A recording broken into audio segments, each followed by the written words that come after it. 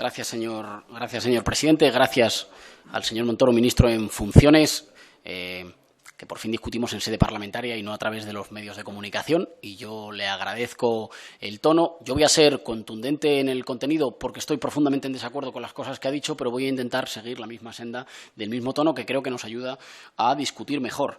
Resumiría los tres grandes desacuerdos de mi grupo. En primer lugar, en el que no creemos que ustedes hayan tenido un fallo a la hora de calcular, ni creemos con cierta ingenuidad que ustedes hayan tenido un problema en el cálculo del déficit público. Creemos que han hecho una utilización electoralista y partidista de los cálculos del déficit público.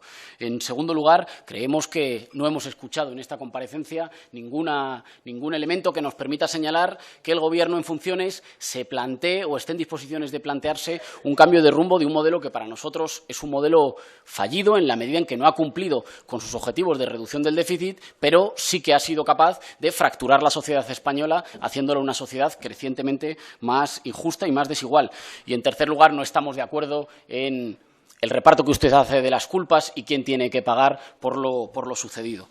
Con respecto a lo primero, ya en el verano de 2015, los técnicos de Hacienda dijeron que era muy poco probable que se cumplieran los objetivos de recaudación impositiva. A pesar de eso, sobre esos cálculos, ustedes elaboraron unos presupuestos generales para el año 2016 que tenemos razones para suponer que asumían que no podía ser cumplido. El propio Moscovici les dijo ya, les tiró de las orejas y les dijo que eran unos objetivos poco realistas. E insisto que yo creo que esto tiene una explicación que no es económica. Si me permite una breve desviación con respecto a la dificultad a veces de entender la jerga de los economistas, yo creo que no es un fallo de los economistas. Creo que se explica por las mismas razones por las que los curas durante mucho tiempo daban las misas en latín.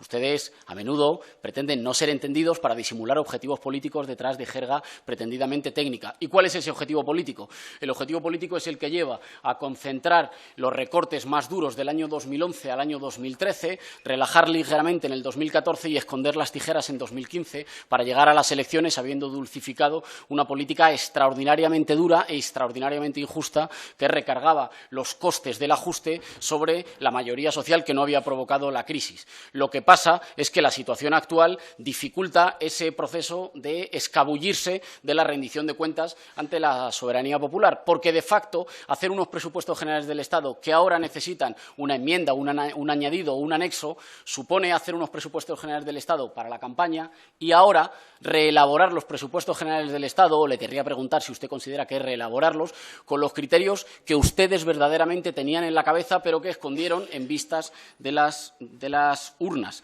Y cuando hablamos de esa desviación del déficit y hablamos de ese punto en déficit de esos 10.000 millones y, por tanto, ahora sí, o ahora también, mejor dicho, de esa herencia que se le deja al siguiente Gobierno, nos preocupamos por el déficit general, pero le tomamos la palabra al presidente de la AIREF cuando ayer dijo aquí que a medio plazo lo que más le preocupaba no era la desviación de las comunidades autónomas, sino que la mayor desviación en términos porcentuales era la desviación de la seguridad social. Nosotros se ha creado o teníamos como dato en 2015 la incorporación de 527.335 personas al mercado laboral, es decir, un incremento de 3,15% y, sin embargo, un incremento de la recaudación del 1,33%, 2 puntos de diferencia. Bueno, creemos que este misterio se resuelve fácilmente. ¿Por qué se incorpora mucha gente al mercado laboral y, sin embargo, no llenamos porcentualmente de la misma manera las arcas de la seguridad social? Porque se ha apostado por un modelo político de relaciones laborales que ha permitido que se devalúen los salarios, que ha hecho que los salarios hoy pesen menos. Hay más gente trabajando y, sin embargo, los salarios tienen menos poder de compra. O hay la misma gente trabajando prácticamente que en el 2011 y, sin embargo, las arcas se llenan menos. Esto no ha sido un resultado casual de la naturaleza ni es una ley de la gravedad. Esto ha tenido que ver con una apuesta en la anterior reforma laboral del Partido Socialista y en la posterior reforma laboral del Partido Popular por devaluar las condiciones de empleo y las condiciones de trabajo, que han hecho que la mayor parte de la gente, o que han hecho que empiece a aflorar un problema que antes era menos conocido en España, que es el de los trabajadores pobres, que tengamos en torno a un 14% de españoles que trabajan y, a pesar de tener un empleo, no salen de la pobreza. Entiendo que este es el problema fundamental y que este es un problema fundamental que no atañe solo a la cuestión fiscal, sino que atañe a un cambio de modelo laboral pero que para nosotros sí se relaciona con la cuestión del déficit. Nosotros no creemos que los resultados del crecimiento en España tengan que ver con la reducción del déficit. Creemos al revés. Se ha mencionado la política de expansión cuantitativa del Banco Central Europeo, la caída de los precios del petróleo o la depreciación del euro con respecto al dólar. Creemos que eso explica más los buenos datos macroeconómicos generales, que no se deben a la acción del Gobierno, pero creemos que una reducción paulatina del déficit es la que más puede ayudar a una política económica de incentivos que ayude a que España supere la crisis y las familias españolas superen la crisis. Con respecto a lo que mencionábamos como la trampa del déficit, ya digo que creemos que ustedes, o que tenemos motivos sobrados para creer que ustedes sabían que esos objetivos no se podían cumplir, y no por el terremoto de Lorca ni por las vacunas de la hepatitis, sino que creemos que ustedes eran conscientes de estar escondiendo más de 10.000 millones de euros debajo de la alfombra. ¿Y por qué lo hacían? Pues yo apunto 3 hipótesis que seguramente usted me negará. En primer lugar, para poder llegar a las elecciones en condiciones de haber blanqueado una política fallida y profundamente injusta. En segundo lugar, para poder justificar nuevos recortes. Y esta es una cuestión ideológica y no política. Creemos que a la política del Partido Popular le sobra una buena parte de los avances sociales y del estado del bienestar conquistados y que ha utilizado algunas de las recomendaciones de Bruselas como excusa para una ofensiva que convierte a España en un país más desigual. En otras palabras, que algunos de los derechos sociales conquistados por nuestros padres y madres, por nuestras abuelas y abuelos, hoy sean para quienes se lo pueden pagar.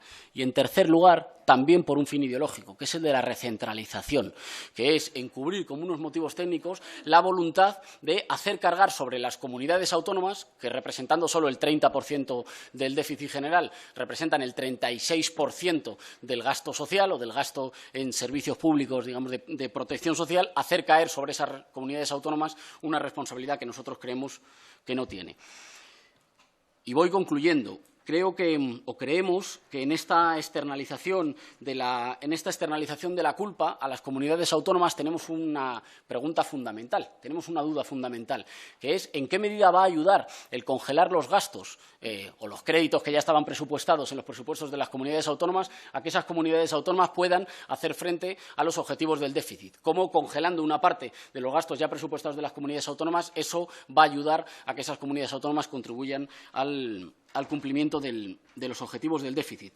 Y, en segundo lugar, querría que nos explicara… Le deja solamente ya 3 minutos a su compañero. Lo digo porque… Eso era lo pensado, lo que pasa es que me quedan… Si lo tienen todo calculado, estupendo. Eso era lo pensado, en términos alícuotas, un reparto alícuota.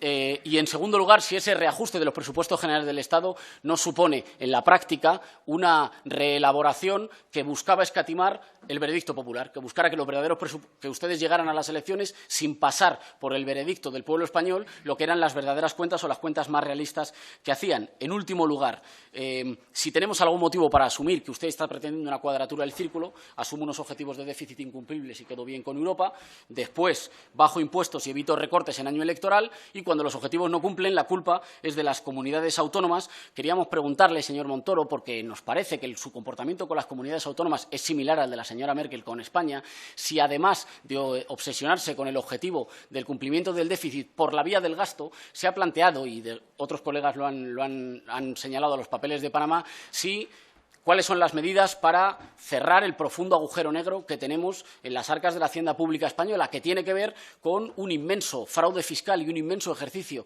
también a través de las deducciones y de las exenciones, y por tanto la diferencia entre los tipos nominales y los tipos reales, que hace que una buena parte de las grandes fortunas en España no paguen impuestos y, por tanto, no contribuyan a las arcas públicas. Si, además de ser tan duro con las comunidades autónomas, con los servicios públicos y con los ciudadanos, ¿qué medidas se han planteado para empezar a ser duros de verdad con los grandes defraudadores que son los que no contribuyen a las arcas públicas? Muchas gracias.